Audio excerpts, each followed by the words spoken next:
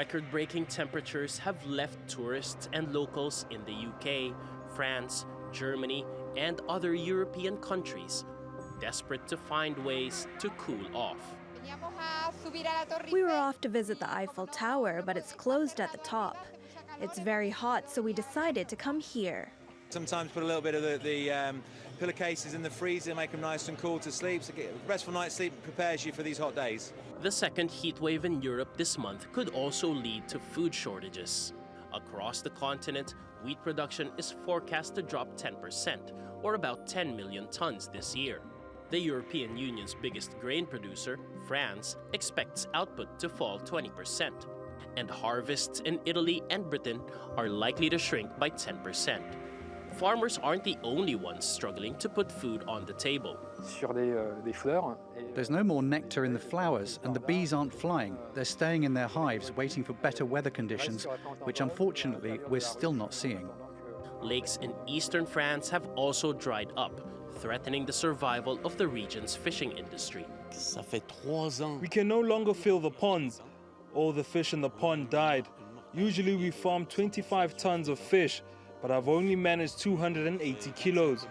Temperatures are expected to ease in the coming days.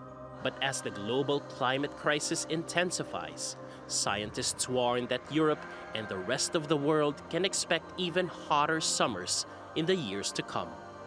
Paolo Montecillo, TRT World. Let's get more on the story now with Bjorn Lomborg, president of the think tank, the Copenhagen Consensus Center. He's also a visiting professor at the Copenhagen Business School. Welcome to Money Talks, Bjorn. Now, as we know, this heat wave has gripped large swathes of Europe. Some workers have been told to avoid going to the office, while, as we heard, farmers are also under strain from these conditions. These weather extremes really do have an impact on the economy, don't they? Oh, absolutely. And what we need to realize is that global warming will not only make this worse, but it'll also have larger cost when summers get warmer. But we also have to remember that if you look at most negative impacts, they actually come from cold. So globally, and certainly in Europe, cold deaths outweigh heat deaths by 17 to 1 or even more.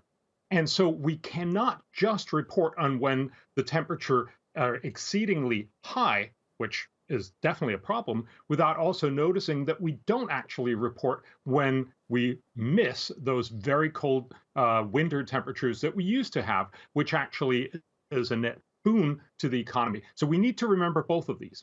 Okay, now this latest heat wave follows another one that swept through large parts of Europe just last month. Now, in this case, do you think these weather extremes are pretty much going to be the new normal as global warming appears to get worse?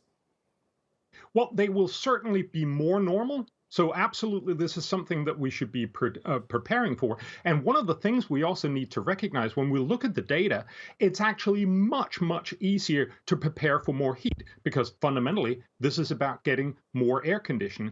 So if you look at what happened since the big heat wave in France in 2003, they, for instance, installed air conditioning in all elderly homes and in care homes.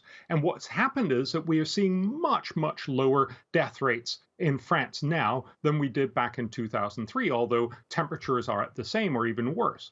So what it shows is that adaptation is a very effective policy.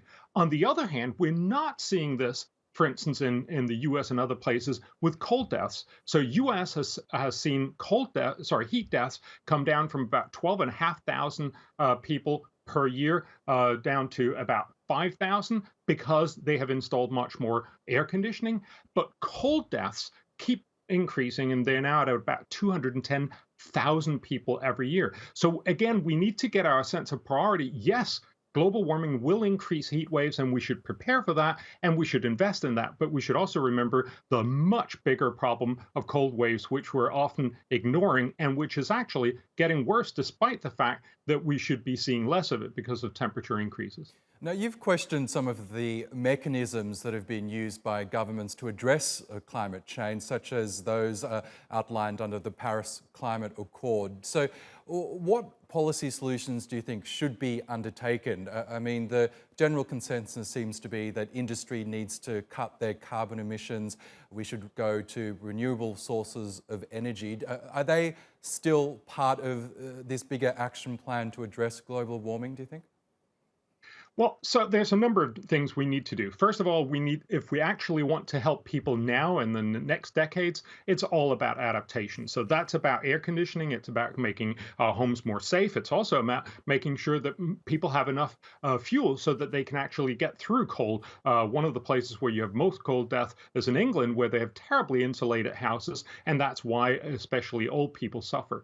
But as you move along, obviously we need to fix global warming. The problem that I've highlighted and many other economists have highlighted is that the current approach in the Paris Agreement talks a big game. It's basically saying we're going to cut carbon emissions so that we'll get to 1.5 degrees. But of course, the actual promises are going to get us nowhere near that. And that's because cutting carbon emissions is very expensive right now.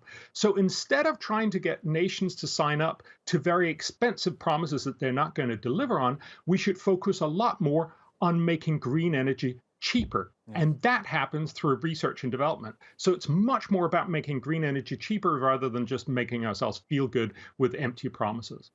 Okay, Bjorn Lomborg, we'll have to leave it there, but thank you again for your time on Money Talks.